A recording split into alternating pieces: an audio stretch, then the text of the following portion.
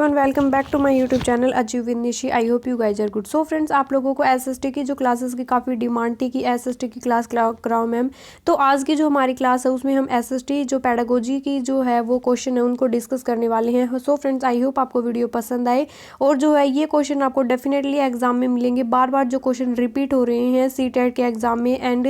जहाँ भी जिस जो एग्जाम में पैडागोजी पूछी जाती है वहाँ से जो क्वेश्चन बार बार आ रहे हैं एग्जाम में, तो आपके एग्जाम में भी डेफिनेटली ये क्वेश्चन मिलेंगे। उनको हम डिस्कस करेंगे, साथ साथ जो है वो कॉन्सेप्ट को भी समझेंगे, क्वेश्चन को अच्छे से एक्सप्लेन करेंगे, समझेंगे। अगर चैनल पर पहली बार विजिट करें तो चैनल को सब्सक्राइब करना जरूर और बेल नोटिफिकेशन को जरूर से जरूर प्रेस कर ले, क्योंकि अपकमिंग जितनी भी वीडियोज है उसके नोटिफिकेशन आप लोगों को तभी मिल पाती है जब आपने बेल नोटिफिकेशन को प्रेस किया है। तो क्वेश्चन नंबर 1 डिस्कस कर लेते हैं कि एक सक्रिय सामाजिक विज्ञान की जो कक्षा है अधिगमकर्ताओं को जो किस तरीके से मोटिवेट करती है। यानी कि एसएसटी की जो आपकी क्लास है, यानी कि जिसमें सामाजिक विज्ञान की जो कक्षा होती है, जो लर्नर होते हैं, अधिगमकर्ता होते हैं, उनको किस तरीके से मोटिवेट करती है, अभिप्रेरित करती है। तो एसएसटी की जो क्लास है फ्रेंड्स क्या कर देती है, चर्चाओं को जो हम वो न्यूनतम रखती है, या पाठ्य पुस्तकों के पठन पर केंद्रित होती है, या चुनौतीपूर्ण प्रोजेक्ट जो होते हैं उनकी भागीदारी को जो है वो भागीदार बनाती है, या फिर व्याख्यान को सुनना और साझा के लिए जो है ये उनको ऊपर पूरा डिपेंड करती है। तो एसएसटी जो मनोविज्ञान है, यानी कि एसएसटी के जो लर्नर होते हैं उनको क्या होती है, चुनौतीपूर्ण प्रोजेक्ट में जो भागीदार बनाना जो है वो आपका काफ़ी जो है वो मोटिवेट करती है, अभिप्रेरित करती है। एक एक्टिव जो प्रक्रिया है, एक्टिव कब होती है, जब बच्चा उस चीज़ के अंदर क्या होता है, एक्टिव होता है। यानी कि जब बच्चा खुद उस चीज़ में पार्टिसिपेट करता है, भाग लेता है, तो क्या होता है, चुनौतीपूर्ण प्रोजेक्ट में जब बच्चा खुद एक्टिव रहेगा, खुद प्रोजेक्ट में जो है वो साथ में काम करेगा, तो वो क्या होगा, लर्नर है वो मोटिवेट होता चलेगा। नेक्स्ट जो हमारा क्वेश्चन हुआ है फ्रेंड्स, बाजार जो है वो विषय का परिचय देने के लिए कौन सी जो शिक्षण शास्त्रीय विधि का सर्वोत्तम जो हो सकती है। यानी कि एसएसटी में आपको एक टॉपिक दिया गया है बाजार, और इसका जो इंट्रोडक्शन देना है आपको जो एज ए टीचर, तो आपको जो है वो कौन सी पेडागोजिकल जो मेथड है जो आपको सबसे बेस्ट हो सकता है। तो पाठ्य पुस्तक का पठन और चर्चाएं करना, या फिर जो है यानी कि पाठ्य पुस्तक को पढ़ना और जो उसके बारे में चर्चा करना। तो हमने बता दिया कि बाजार जो है वो ऐसे ऐसे होता है, हमने किताब से, बुक से एज इट इज जो है वो बता दिया। या फिर विभिन्न प्रकार के जो बाजारों से जुड़े चित्रों को दिखाना, यानी कि फिगर आउट करना, या फिर जो है वो अलग अलग बाजारों के जो है वो मार्केट के जो है वो चित्रों को दिखाना, या फिर जो है वो क्या है, मानचित्र में स्कूल के जो आसपास के जो बाजार हैं उनको इंकित करना, यानी कि मैप के द्वारा जो है वो बाजार दिखाना, या फिर एक दुकानदार को कक्षा में साक्षात्कार के लिए जो है वो आमंत्रित करना। तो आपके अकॉर्डिंग जो सबसे इम्पोर्टेंट है वो क्या होगा कि एक दुकानदार को जो है वो हमारा राइट ऑप्शन हो जाएगा, एक दुकानदार को कक्षा में साक्षात्कार के लिए आमंत्रित करना, जिससे बच्चे खुद से सीखेंगे कि जो है वो बाजार विषय को वो खुद इंट्रोड्यूस कराएगा, क्या बाजार होता है, किस तरीके से जो हमें जो है वो सामान को खरीदते हैं, बेचते हैं, कस्टमर को जो है वो किस तरीके से सामान बेचा जाता है। तो यानी कि सर्वोत्तम जो विधि होगी वो कौन सी होगी, ऑप्शन नंबर डी हो जाएगा कि एक साक्षात्कार के लिए जो है वो दुकानदार शॉपकीपर को जो है वो बुलाना और वो वहाँ पे उसकी चर्चाएं करता है। यानी कि क्या होगा, फेस टू फेस जो विधि होती है जिससे बच्चा क्या होता है, ज़्यादा अच्छे से जो है वो चीज़ों को सीख पाता है। नेक्स्ट, भूकंप पर चर्चा के दौरान जो है वो व्यावहारिक जो है वो कौशल अधिगमकर्ता में विकसित करने हेतु जो शिक्षक को बल देना चाहिए। यानी कि एज ए टीचर आप जो है वो भूकंप के बारे में जो वो बता रहे हैं, तो भूकंप के दौरान जो वो किस तरीके के जो है वो आपको व्यवहार करना चाहिए, किस तरीके के जो अधिगमकर्ता में विकसित करने के लिए जो है वो शिक्षक को बल देना चाहिए। भूकंप के प्रकारों को जो है वो बताने के लिए ये जो आपका भूकंप होता है, भूकंप को किससे मापा जाता है, रिक्टर पैमाने के द्वारा मापा जाता है। नेक्स्ट, भूकंप होता क्या है। तो एग्जाम में कई बार डेफिनेटली आपको क्वेश्चन मिलेगा कि भूकंप, या तो पूछ लेगा भूकंप क्या होता है, या फिर भूकंप को मापने के जो है पैमाने क्या होते हैं। तो जो पृथ्वी के जो प्लेटों के अंदर जो है वो आंतरिक जो हलचल होती है उसकी वजह से जो है वो हमारे जो पृथ्वी के ऊपर जो है वो क्या आता है, भूकंप आता है। भूकंप के दौरान जो है वो बरती जाने वाली सावधानियां के बारे में बताएंगे, या फिर हालांकि भूकंप घटना पर चर्चा करेंगे, यानी कि जो हाल ही में रिसेंटली जो भूकंप आया था जो वहाँ की घटनाओं के बारे में बताएंगे, या भूकंप से जुड़ी जो गतिविधियां उनके बारे में प्रदर्शन करेंगे। तो हमारा जो राइट ऑप्शन हो जाएगा फ्रेंड्स वो हो जाएगा भूकंप के दौरान जो बरती जाने वाली जो सावधानियाँ होती हैं उनके बारे में जो है वो बताएंगे कि किस तरीके से जो भूकंप आने पर क्या क्या जो है वो हमें ये सावधानियाँ रखनी चाहिए। नेक्स्ट हमारा क्वेश्चन होने वाला है फ्रेंड्स, क्वेश्चन नंबर 4 की सामाजिक विज्ञान यानी कि जो एसएसटी का जो आपका विज्ञान सब्जेक्ट है उसके अध्यापक या फिर अध्यापिका का जो मुख्य उद्देश्य है, यानी कि पेडागोजी क्या होती है फ्रेंड्स, फैक्चुअल क्वेश्चन आते हैं वहाँ पर, फैक्चुअल ना करके प्रैक्टिकल क्वेश्चन, यानी कि आप एज ए टीचर अपने आप को परफॉर्म किस तरीके से जो वो करते हैं, यही जो है वो पेडागोजी होती है। और आपके एस्टेट में न्यू जो सिलेबस है, न्यू जो आपका एग्जाम जो का सिलेबस रिसेंटली आया है उसके अकॉर्डिंग आप लोगों को सारी पेडागोजी ही पढ़नी है, क्योंकि आपको एज इट इज सीटेट के जैसा ही एग्जाम आप लोगों का आने वाला है। तो समाज की यथाशक्ति बनाए रखने और सरकार के सभी निर्णयों को स्वीकार करने के लिए शिक्षार्थियों को तैयार करना, जो आप एक एज ए टीचर एसएसटी के टीचर होने के नाते ये करेंगे, या फिर शिक्षार्थियों को कोई सामाजिक ऐतिहासिक तथ्य याद करवाना, यानी कि चीज़ों को रटवा देना, रटना, रोट लर्निंग या फिर चीज़ों को कंठस्थ करना, ये तो बिल्कुल नेगलेक्ट हो जाएगा। तो नेक्स्ट है सभी तत्वों को समाज का निर्माण करने के उनके बीच के संबंधों का बोध कराना या फिर शिक्षार्थियों के प्रति जो है वो जागृत करना। तो समाज का जो सोशल साइंस में हम क्या पढ़ते हैं, जिसके अंदर हम भूगोल भी पढ़ते हैं, इकोनॉमिक जो वो अर्थशास्त्र भी पढ़ते हैं, हिस्ट्री भी पढ़ते हैं, तो वो क्या होता है, हमारे समाज का जो पूरा निर्माण है, क्या प्रारूप है, ढांचा है, उनके बीच जो रिलेशन होते हैं उनका बोध करवाना एज ए टीचर, आप एसएसटी के टीचर होने के नाते आपको ये करना है। नेक्स्ट है जब विवादास्पद मामलों को सामाजिक विज्ञान कक्षा में पढ़ा रहे हैं तो आपको क्या करना चाहिए, यानी कि आपको जो कोई विवादों से जो जुड़ा जो मामला है उसको आप एज ए टीचर पढ़ा रही हैं तो आपको क्या करना चाहिए, मुकाबलों को पूरी तरह से जो है वो बचाना चाहिए, या फिर आप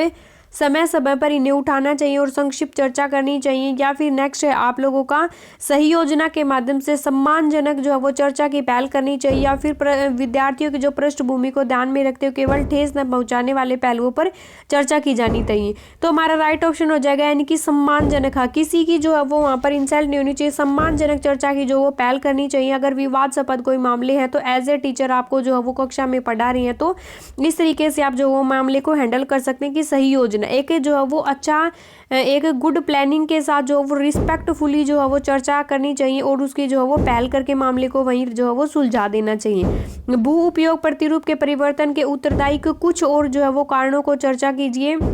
ऊपर दिए गए जो पर्सन है इसके संदर्भ में एक सामाजिक विज्ञान के अध्यापक के रूप में आप विद्यार्थियों की जो है वो किस कुशलता का मूल्यांकन जो वो कर रहे हैं, तो परिकल्पना का, सामान्यीकरण का, या फिर आपका वर्गीकरण या फिर क्लासिफिकेशन। तो क्या करें आप, परिकल्पना, कल्पना का मतलब क्या होता है, कल्पना इमेजिनेशन करना, यानी कि वो चीज़ रियल में जो नहीं हो रही लेकिन आप क्या कर रहे हैं उसकी कल्पना कर रहे हैं, यानी कि परिवर्तन कर रहे हैं। भू उपयोगी प्रतिरूप जो होते हैं परिवर्तन के उत्तरदायी कुछ और कारणों पर हम सिर्फ इमेजिनेशन कर रहे हैं, हम उसको रियल में जो है वो अप्लाई नहीं कर सकते, कर रहे हैं तो उनके बारे में सिर्फ कल्पना कर रहे हैं।